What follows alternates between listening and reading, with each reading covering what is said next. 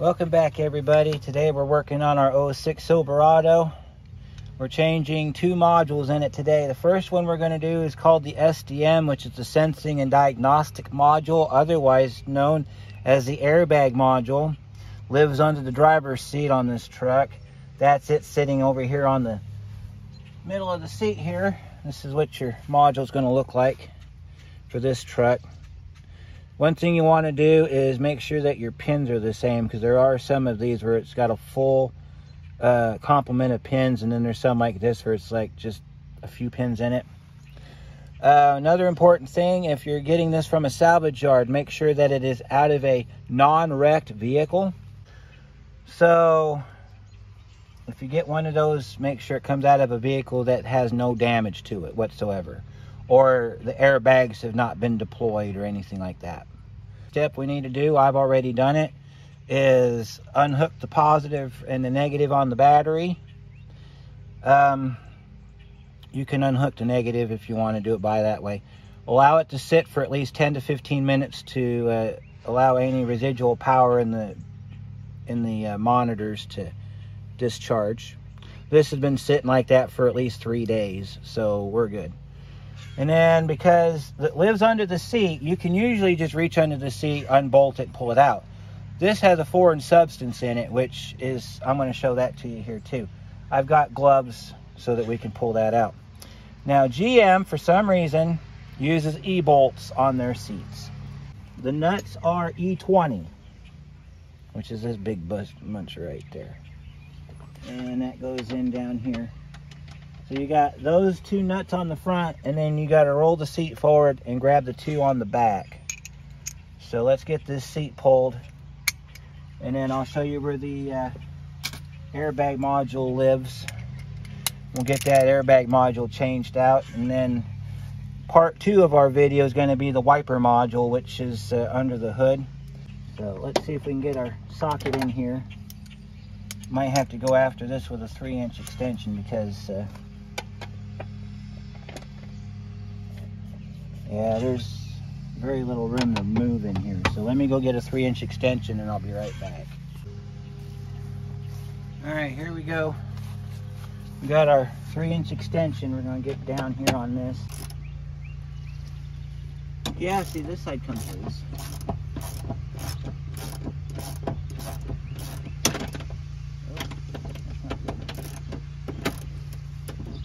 I don't know what the deal is with these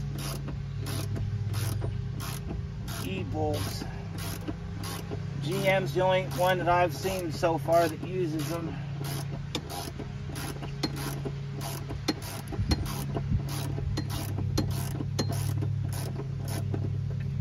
Alright, get our bolt out of there.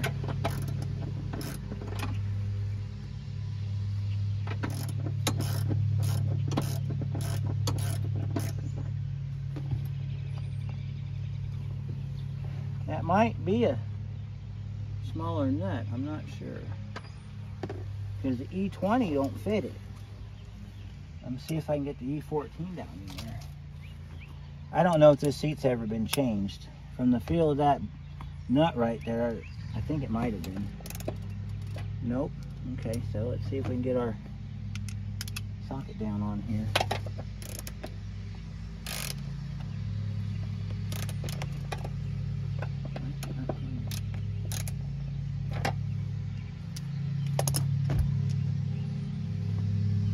Let me figure this out and I'll be right back. I think there might be something wrong with that front nut, so we're just going to move on to the back. Your back ones, they sit over in that corner right there, and then there's one down inside the track. So that's the ones that I've got to get out next. Those are E14s. So let's see if we can get the track one out first. Oh, yep, fits right on there. Oh my goodness. Normally I take these out with my bigger ratchet or the impact gun, but I can't find my adapter for my 3/8 drive. So we're using Big Blue here, which, you know, as long as it does the job.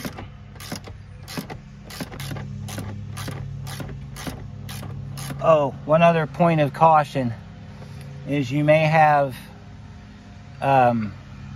some connectors under here that holds, that are part of the seat track. You want to make sure that you unplug those before you lift the seat out. I think they're weight sensors or something.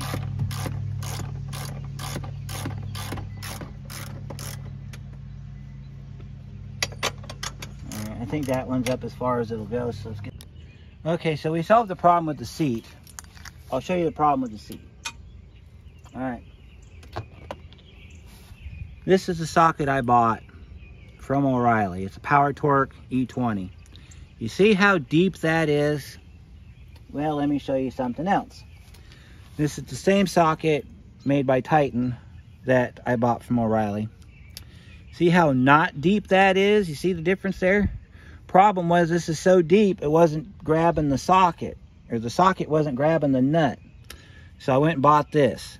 So if you're going to do this job, get this socket right here.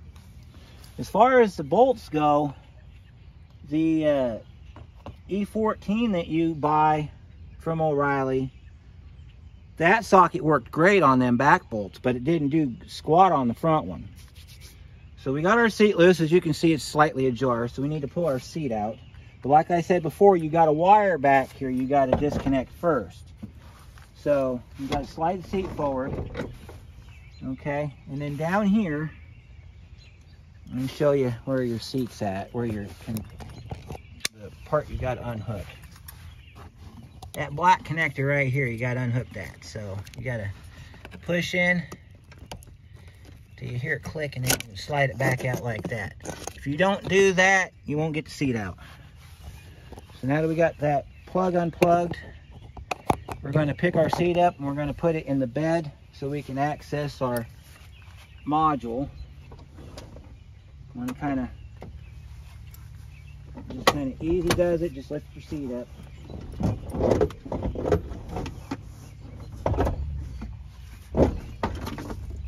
There we go. Feels like that back bolt's not all the way out. So we're going to have to rotate it to where I can get to that back bolt. Yeah, that back bolt's not all the way out. Now see, this socket, it fits just fine on that bolt, so we can use this, it'll be fine. I don't know why GM decided to do this. If I ever find one of their engineers, I'm going to ask them point blank, what the hell possessed you to do this? I'm used to Chrysler being extra, but GM, I would think they wouldn't want to be extra, but apparently they do. Now we can pull our seat out and we'll set it in the back of our truck or on the floor, whichever we want to do. All right, now this would be a perfect opportunity if you wanted to clean out your seat. But what I'm going to do is we're going to change out the SDM, which lives under here. To do that, I got to get some gloves on. Because like I said, there's a mystery substance under here. All I know is that it smells like chlorine. It is white like rock salt. And when you touch it with your bare hand, it turns the water, turns the liquid. I don't know what it is. I have no idea. We live in one of the states that has the TSB for these going bad, and it says to look around the area for corrosion, rock salt and things like that. So if you live in one of those states, which is north of Kentucky, if you're using that as a basis, you want to pull this module out and you want to check your floor for rust. If you have rust in your floor, you want to do the extra step of cleaning that rust up and getting it sealed back together before you put your new module in. I've already got the module unplugged. See, it lives right there. So you got this security clip goes on here, all that fun stuff. So we got to move this carpet, so we're going to pull this floor back. Yeah, I know, I saw that too, all the rust. We'll see his panel's broken, so there is a way you can screw that back down, because it looks like he's got some attachments in here, but we got to pick this carpet up, or this rubber mat. So we got it's got a bunch of money in here. I think I'm going to take a brief minute before we lift this up and get all of his change picked up. So I'll be right back. Okay, I got it cleaned up a little bit. So let me show you what we got under here. I'm going to take you off the pod for just a second so I can show this to you. All right, we're going to pick this up. You got some insulation in here. You got to pick that up. And that's our module. Should be 3 10mm nuts on there, but I'm betting one of them's going to snap off. So I'm going to get my 10mm socket on the end of my ratchet there, and we're going to see if we can get those to come off.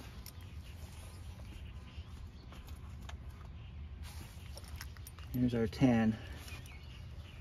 Let's see if we can get those to come loose.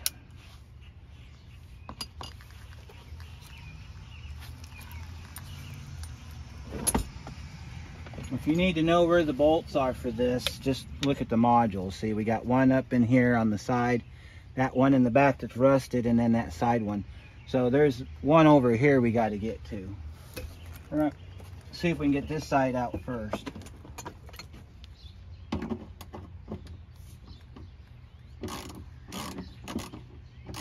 I am surprised it's turning.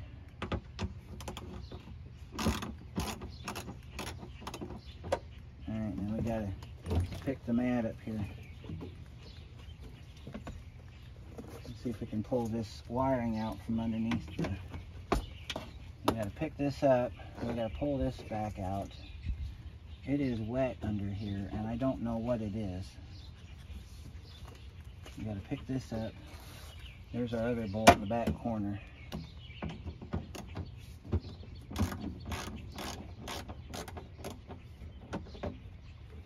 Now, it doesn't look to be corrosive,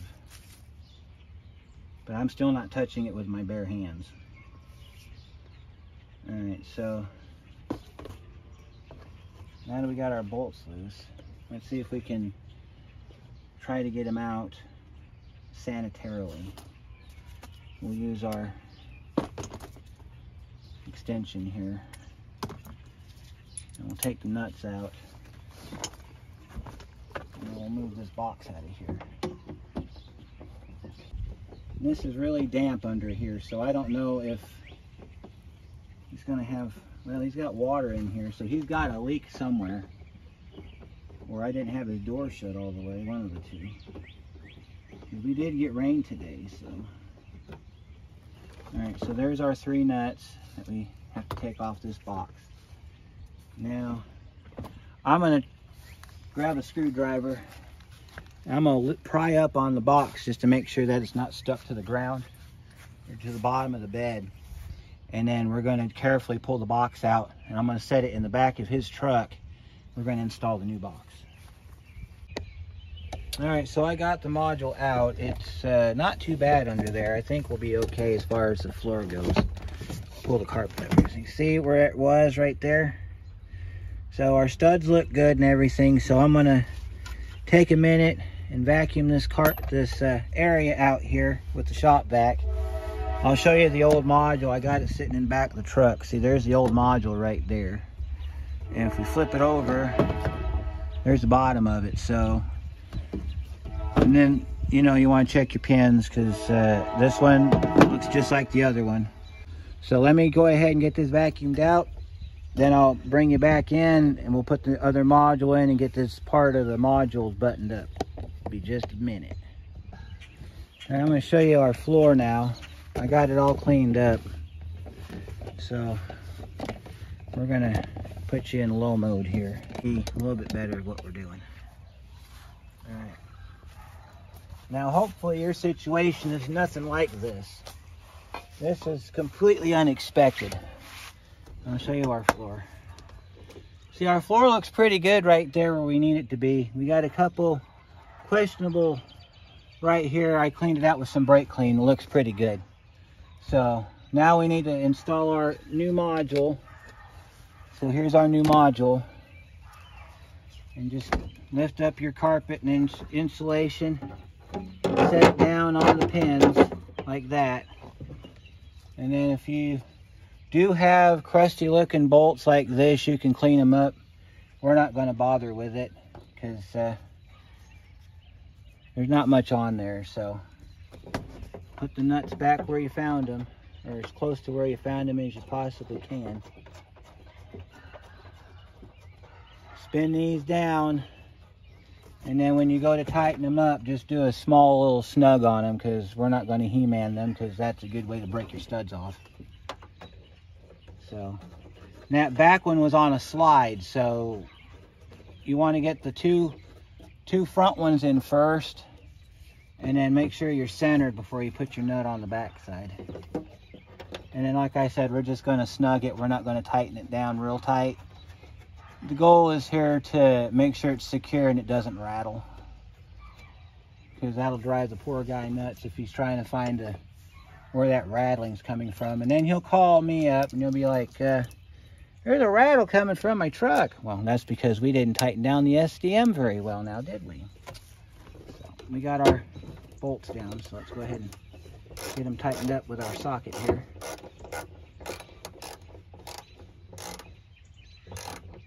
That one's tight. Get that one off of there. You also have to pay attention to the condition of your hardware too, because if your hardware is in really crap shape, like, I don't know if you can see it, but there's a whole rust trail right here that's been here for a long time. If your hardware looks like that, there's a possibility that the corners on the bolt may have rounded off. You don't want to put it down too tight as to cause it further damage if you have to use that hardware.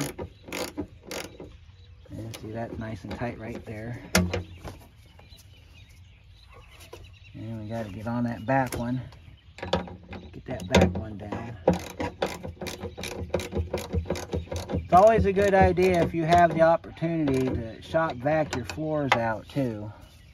That's what I did. I kind of had no option in this adventure.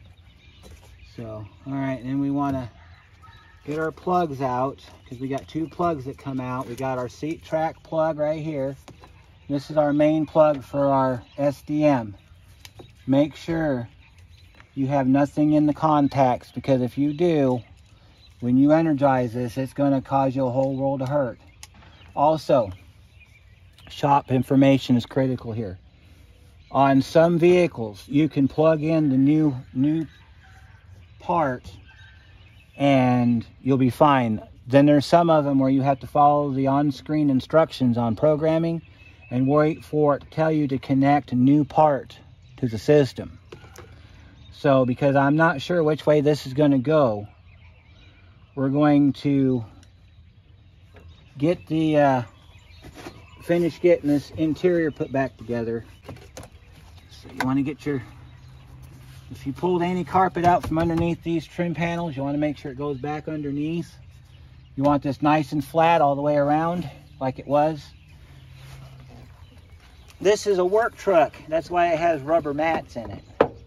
Came this way from the factory.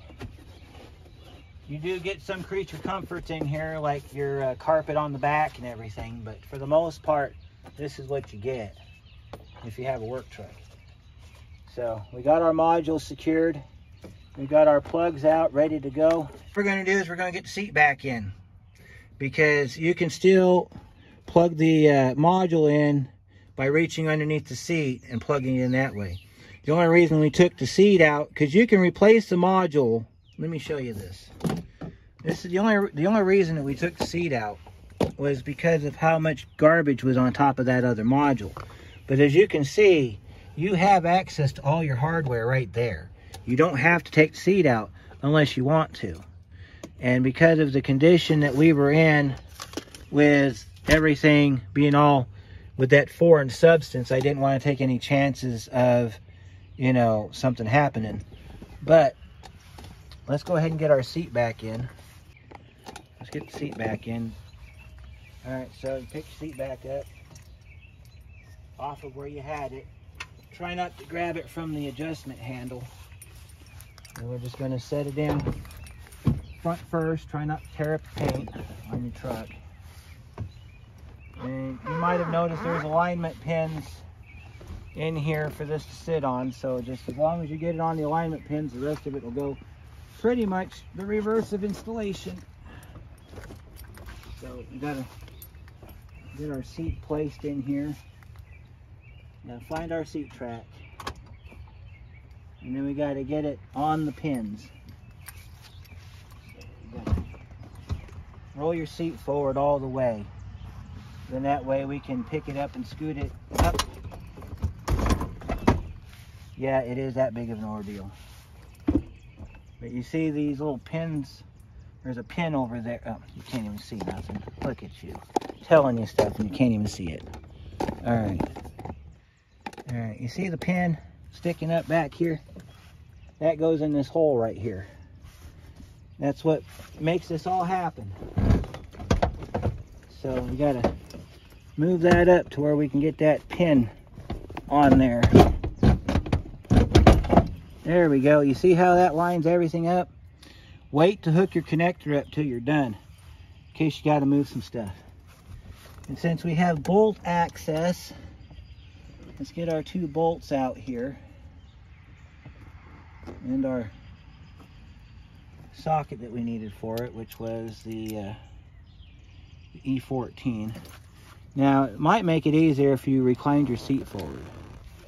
You see, if you look at it back here, once you get that lined up, all your bolt holes line up. So you just drop your bolts back down like this. Like I always say, start a couple threads by hand. You can see the Loctite. You don't have to put that back on unless you want to. If you have no intentions of ever pulling your seat out again, you can go ahead and put the Loctite back on it. But I don't know what we're going to be doing here, so I'm going to leave the Loctite off. Get our ratchet set up. We'll get the 2 bolts in the back. Then we'll slide the seat forward and we'll put the bolts in the front, or the nuts on the front.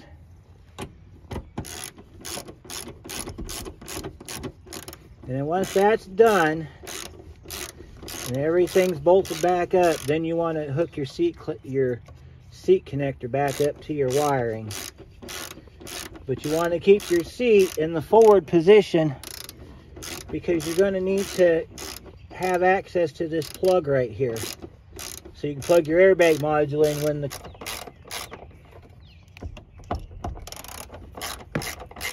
picking up on the seat because it doesn't feel right. And there we go. Those bolts are in. Now we can slide the seat forward, or slide the seat back, and then I'll move you over here so you can see the nuts that we're getting ready to put in here. So we got nuts we need to put in right here. Down here in this corner right here, we got to put those 2 nuts back in. So we're going to switch ratchets now. We're going to use our good socket right here. It's still an E20, except this E20 actually has some grab to it. And we'll take your nut and set it down on the threads. That usually drops right down on there. Then you want to just take your socket and just spin it down like this first. Get it down a few threads till you can't turn it by hand no more, and then get on it with the ratchet and tighten it down. You really don't need to use something like Big Bertha. You could use half-handled version of Big Bertha, which is Bertha Jr. We can do that if you wanted to. These bolts aren't really that tight. It's just I've come across a few seat bolts in my day that you needed an impact to get them out because of how rusted they were. These aren't that bad, actually. These are actually pretty good. So I got a poll question for you. See if you've been paying attention to the video so far. Okay, now earlier I talked about this socket and that socket. So the question is, should I keep the chrome socket or should I take it back? Because I have 2 sockets that do the same thing now. I've got this one, which is really not much of a socket. And then I've got this one here, which actually is a lifesaver right now, because without it, I couldn't finish this job. So comment down below if I should return that chrome socket or not, because I'm keeping the impact one. You can bet your sweet Bippy we're keeping that one. See, because that one does a really good job. And I'll probably only ever use it on General Motors, because I don't know of any other vehicle that requires E-bolts or E-nuts for that matter. I've worked on a lot of Fords. I've worked on a lot of import cars, Nissans, Toyotas, Hondas. I've worked on Chrysler. And GM is the only one I know of that uses these types of bolts. I don't know why. I'm not sure what possessed them to be hateful to the mechanic public like that. I don't know, maybe they're just say, oh, that's a neat looking fastener. Let's give somebody a job. In which case, you know, success. You've given somebody a job, but at the same time, I had to go out, and I'm sure you'll have to go out if you do this. You have to buy sockets for something you'll only use on this vehicle. So, but at any rate, we're almost done with this job. But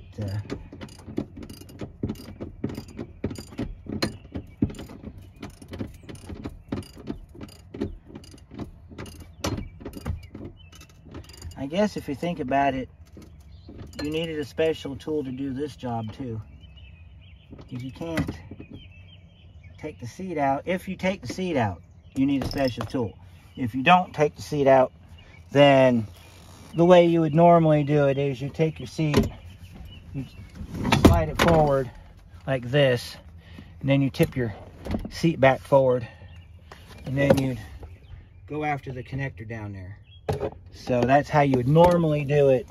But since this situation was a little crusty, we took an alternative approach here. Make sure that when you hook your connector up behind the seat, move you around here so you can see. Make sure that when you hook the connector up behind the seat, that you paid attention to which direction that the wiring goes in. So that way, because your airbag connector it's got a security lock on it, so you got to make sure that your wiring doesn't interfere with your airbag connector, so that you can be able to plug it back in when the time comes to do so. And then just take your connector here and just snap it back in place like this. And that's it. Your seat is done as far as that goes. See, there's your plugged in connector down there. It's kind of dark, you know, sorry about that, but this will end it for part 1, so stay tuned for part 2 where we get real funky. Until then, we'll see you next time.